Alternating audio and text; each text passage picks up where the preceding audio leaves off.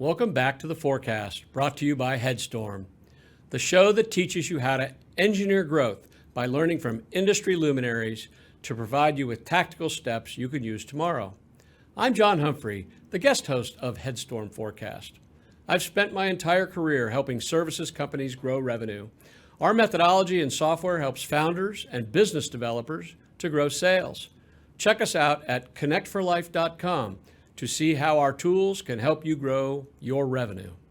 In today's forecast, Headstorm's Chief Information Security Officer, Clay Gooch, is joined by Shelby Neal.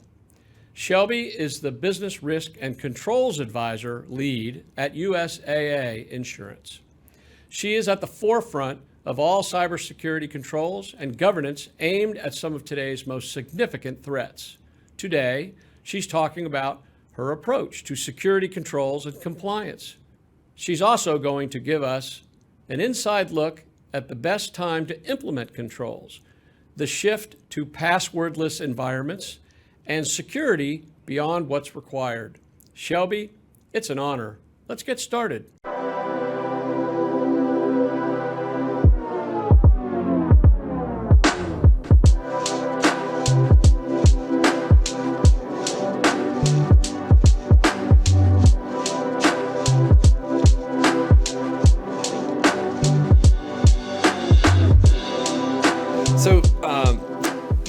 One of the things that we talk about when we think about cybersecurity and ransomware and all that is, big part of your job, which is controls. Yes.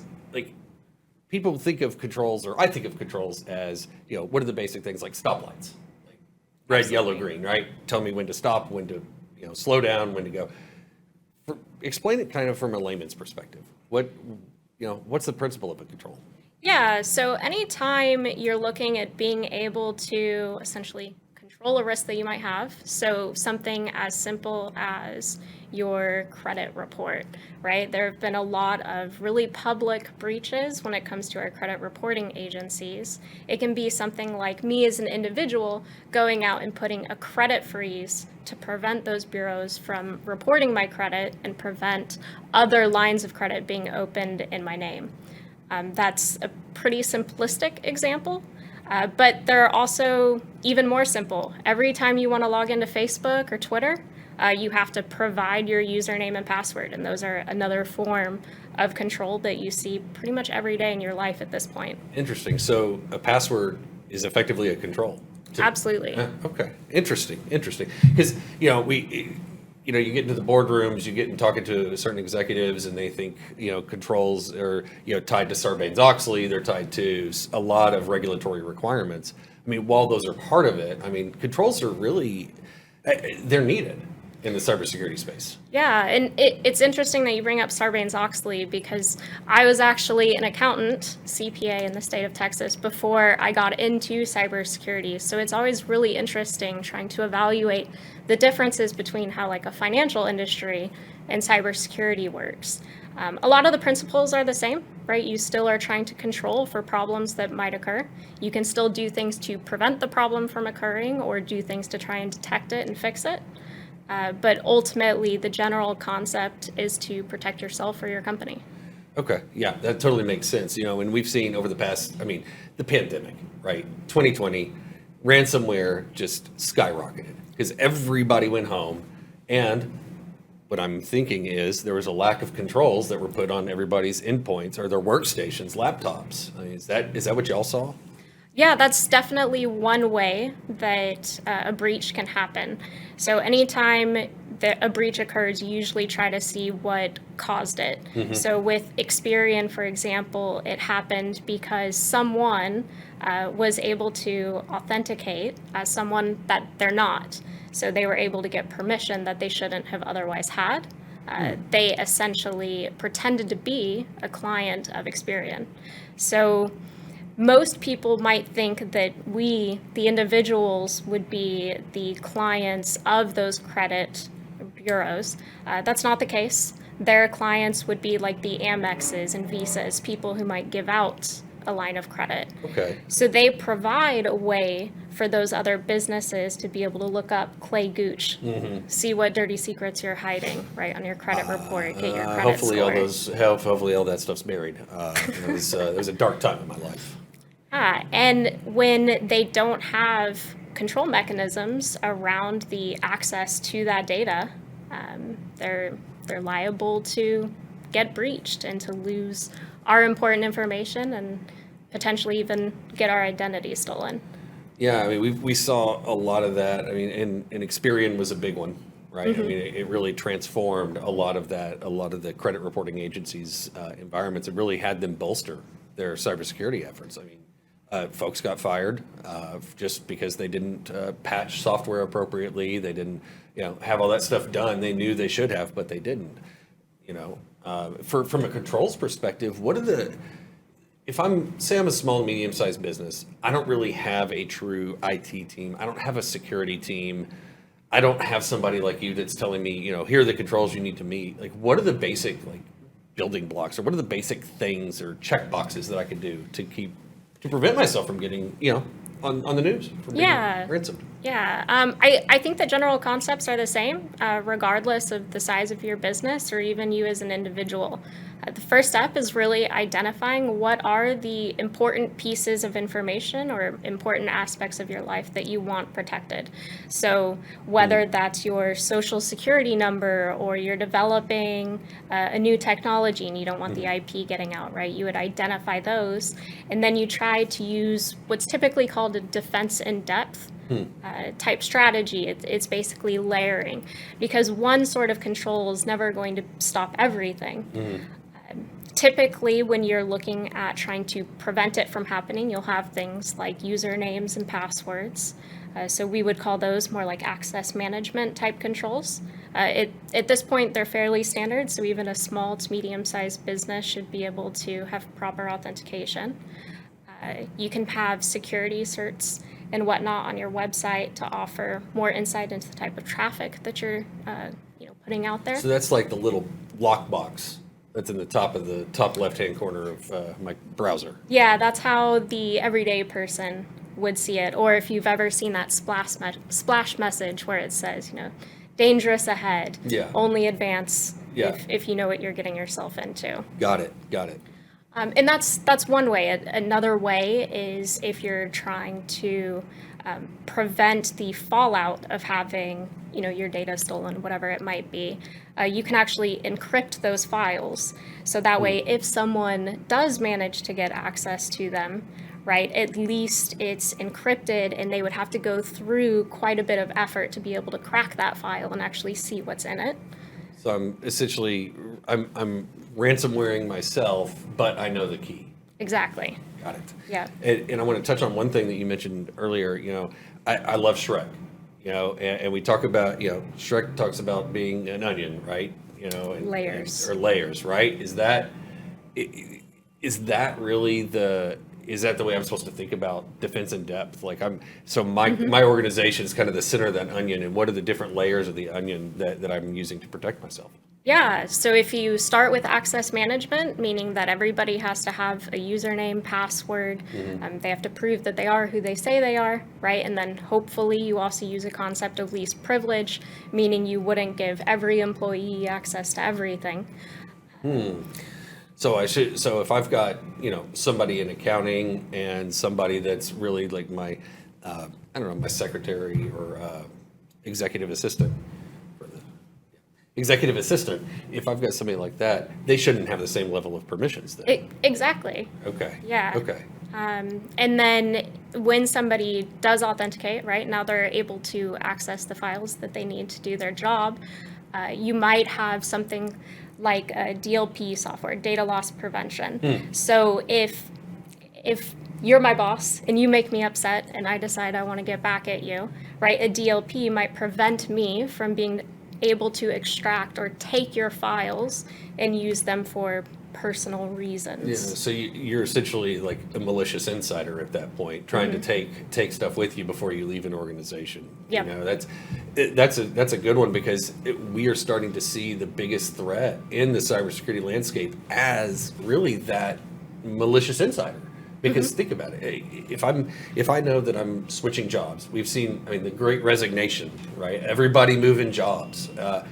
How much data has been stolen between each and every one of those jobs? Because, I mean, as a security officer, I can only do so much to protect my organization. It's really reliant upon my employees to be doing the right thing, right, for that, and also having the appropriate awareness. Yep. When most people think of controls, they think of Sarbanes-Oxley, but controls can really be helpful, like passwords. When people shifted to working from home, there was a spike in ransomware. A lot of those breaches were a result of the lack of controls.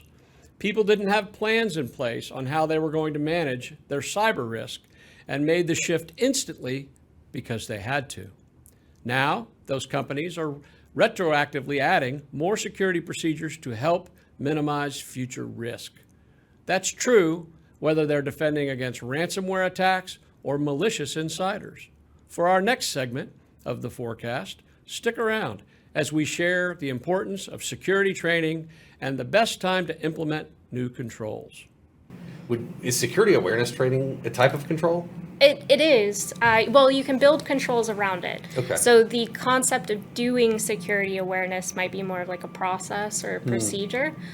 But if you require, say, all of your companies to pass a security awareness course, semi-annually, that might be an example of a very specific control. And also one that's very common. Yeah. My job at USAA, I feel like I'm getting a fake phishing email once a week.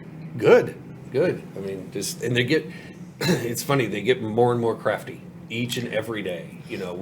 I was talking to a client of mine who said, we were using a third party to do their phishing exercises. And they said, I don't know how they did it, but they copied the exact email, the exact links. And the only thing that changed was a capital O to a 0 and in the subject line. And that's, everything else was the same. And so it's just a good example of how creative the attackers are getting, because that's the primary threat vector into organizations. Yeah, anytime you look at an organization, you can have all these sorts of controls that I'm talking about, right? Access management, DLP, encryption. But at the end of the day, people are almost always going to be the weakness, right, when it comes to protecting your assets, whether they're doing something intentionally or not.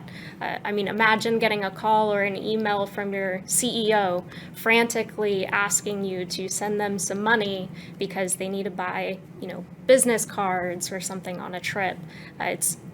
Those sorts of individuals are really hard to say no to. Yeah, that's funny you bring that up. In fact, last week, the CEO of our organization, Lawrence King, he texted me from a number based out of East Texas that said that he had something urgent for me to do, and I should give him a call immediately. And I said, well, that's interesting. That's not Lawrence's number, and he never writes his text messages like this. We're starting to see that more and more and more of attackers like just going after different vectors. They know that the email, the pray and spray of just sending a note saying, I'm the CEO, go to the store, buy me some iTunes gift cards. That's not working as effectively. So now they've shifted, it looks like, to the mobile phones. Yeah, I mean, I'm pretty sure a significant portion of our population has gotten the Nigerian Prince email at this stage. Yep. It seems like that attack has turned more into calling our grandparents, right? Claiming to be me. My grandma was called by someone who claimed to be my brother, saying that he was in trouble and needed help and asked for money. Luckily, she had the mental fortitude to understand that wasn't my brother, so she didn't fall for it. But that's a common everyday one that impacts, we the people. Yeah, no, that's a good point, and you're right. I mean, the world would be from a cybersecurity perspective, much more safe if it were just left up to not humans in that perspective. So thinking about like USAA, amazing company. I mean, really supports our veterans and those that have served. From a controls perspective, what are the biggest?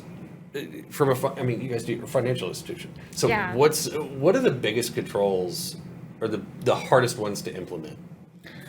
Ooh, the hardest ones to implement. So I will say security is always easier to apply whenever you're a newer organization, right? It's a lot easier to bake it in when you're just starting. A lot of times when you have these really mature companies and they already have systems, lots of different softwares that all need to be integrated together, it can be really difficult to get them to work together while still being protected. So for example, when you try to roll out something like single sign-on, because security is always going to be kind of a spectrum of convenience to caution. Yeah. When instead of having me, an employee, have to remember a username and password to every single system that we use at USAA, right, we might use a software called single sign-on that essentially allows me to use the same identity across all of those different platforms. Okay. But getting the same software to work with all of those systems, especially retroactively, can be difficult in implementation, but also rollout and adoption, right? Retraining your users who may have been logging in a certain way for 10 years can be quite an overhaul. So yeah, so that's one of those things. Like if I just, I'm trying to think of a relevant example of, I'll start going to some sites and it's like sign in with Google. Is that a form of single sign-on in a way? Sort of. It's usually referred to as more of a social sign-on, but the principle's the same, right? It allows you to authenticate with a credential that you already have. So instead of having to remember my Gmail password, my Facebook, and my Twitter, I can just log in with my Gmail to all of them. Okay. So that's, and that's one of the things that as we think through, how do we reduce, it's reducing the amount of passwords we have. Ultimately, right? Which if you think about it on that, right, convenience to caution scale, definitely trends a bit more to convenience, but sometimes that can also be a good thing, right? It used to be pushed that you should have a jumbled mix of letters and numbers for your password, Right. but who can remember that? Right. No one, so you end up writing it down, which in of itself is a really bad practice and more prone to losing that, right? Having your friend come and steal your password. I just to your put it Facebook. on underneath my laptop. Yeah. I mean, it's fine. Exactly. So then the encouragement, right, to start using passphrases, so incorporate something that you remember. And now we're kind of at the space where services that do password vaults, so something like LastPass or Google Vault, right, are becoming more common because they let you have different passwords for all of your sites, but you only really have to remember the one master password. Okay, so I know I use at home. I use a password management tool to manage my passwords, which is great because you're right. That way I don't have to worry about X number of passwords, and I'm not saving them and writing them down on a piece of paper for one of my kids to rip and destroy. Security training can be vitally important. It lets people know what's okay and what they should report. Phishing is one of the largest threat vectors companies face. The phishers are improving their craft every day and making their emails more convincing. So, it's important for you and your employees to do the same and to get better at spotting those emails every day. Fortunately, you can implement new controls like security training at any time. And the best time to do it is always now. Next up on the forecast, if you're compliant, that means you're secure, right? Thinking about the future of passwords, we've heard a lot of talk about. I mean, Microsoft's been a very vocal advocate of this. Is passwordless. Absolutely. I mean, what's that about, and does that help you meet? Does that help? I mean, we're talking controls, right? Does that help meet some of the controls? Partially.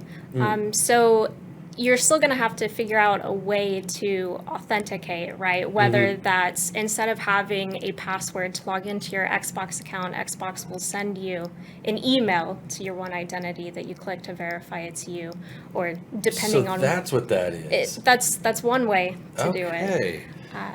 Okay. It just means that you don't necessarily have a password for a specific platform, but you still need a way to prove that you are who you say you are. Okay, so there's many ways to do passwordless. I mean, I know for a couple of accounts I have to use the little USB thing. You plug it in, and it validates that as a token. Yep. And then like you were saying, the one-time password type thing, and that's what for the Xbox platform and really anything Microsoft. It's good. It works well. So that's a good way to say. Really, it's as companies start moving that way, it's just got to make sure that we're doing it effectively, and that also the software, like you were saying. So for new organizations, it's relatively easy to implement. But an organization that's been around a long time, like USAA, it's going to take time. Yeah, 100 years in a couple of weeks, I think. Wow, I didn't realize they were that old. Yeah, I got invited to a company event. That's why I know it's coming up. Yeah, that's awesome. Okay. So we just finished talking a lot about controls and how those kind of feed into compliance. The next thing I really want to I really just want to talk about, which is compliance and security, right? Every single payment card industry breach that I have worked, they have passed their PCI DSS certification, which states that they have passed the audit saying that their controls are in place and that they're good to go. Okay, well then why did they get breached? I mean, in my mind, hey, if I'm compliant, that means I'm secure, right? If only it were that simple. So anytime you're looking at compliance, right, in terms of general security, that's going to differ a lot based off of the requirements and regulations around the specific company that you're talking about, right? A bank or a hospital might be heavier regulated than oil and gas or a mom and pop shop, right? For your example, the payment card industry, heavily regulated, right? All sorts of expectations.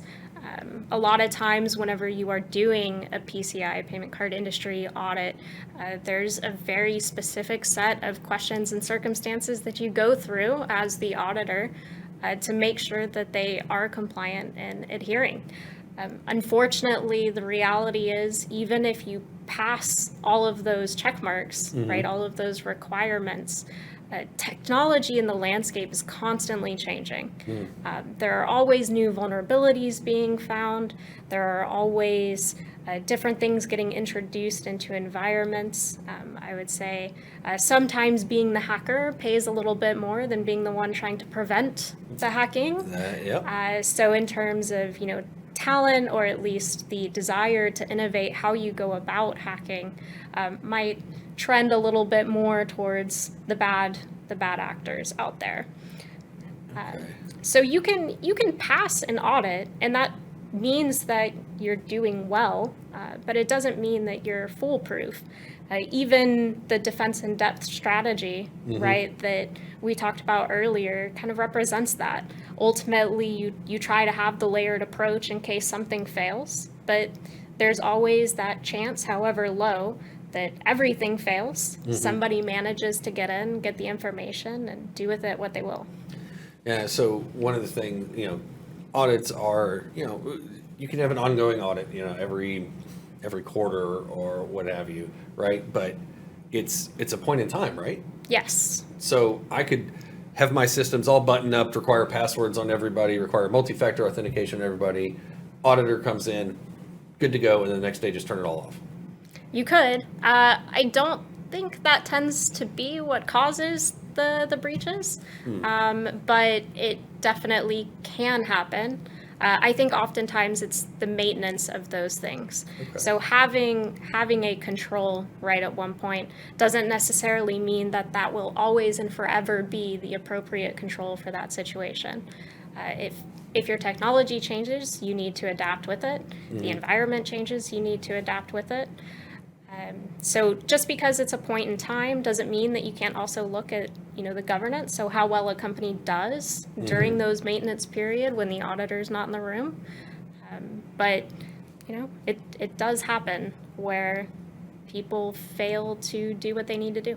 Well, great. Well, Shelby, thanks for taking some time today talking about controls, talking about how that applies to ransomware, how it applies to cybersecurity, because ultimately, we could put a lot of things into practice from like requiring multi-factor authentication, from making sure that our passwords are complex, making sure that really that we as humans are the first line of defense against the attackers.